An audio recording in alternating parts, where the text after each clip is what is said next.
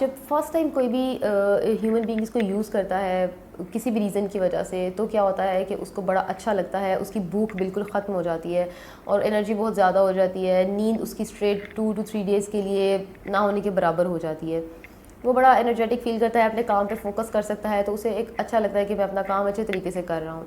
लेकिन क्या होता है कि जब 2 डेज़ के बाद 3 डेज़ के बाद इस ड्रग का इफ़ेक्ट बॉडी से ख़त्म होना शुरू होता है, तो पेशेंट बहुत ज़्यादा जो है वो स्लो, फटीग्ड और उसको बहुत ज़्यादा नींद आना शुरू हो जाती है, भूख बहुत ज़्यादा लगना शुरू हो जाती है और वो डिप्रेशन और एंग्जायटी वाली फीलिंग्स की तरफ जाना शुरू हो जाता है।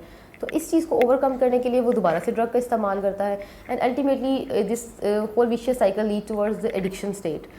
अब क्या होता है कि जब वो एडिक्शन और फिर उसको वो क्रॉनिक आहिस्ता आहिस्ता पेशेंट इसका क्रॉनिक यूज़र बन जाता है। जब कोई इंसान इसको एक लॉन्ग टर्म के लिए यूज़ करता है तो उसके अंदर क्रॉनिक स्लीप प्रॉब्लम्स शुरू हो जाती हैं। अगर वो उसको स्मोक करके ले रहा है तो उसके माउथ अल्सर्स होना शुरू हो जाएंगे।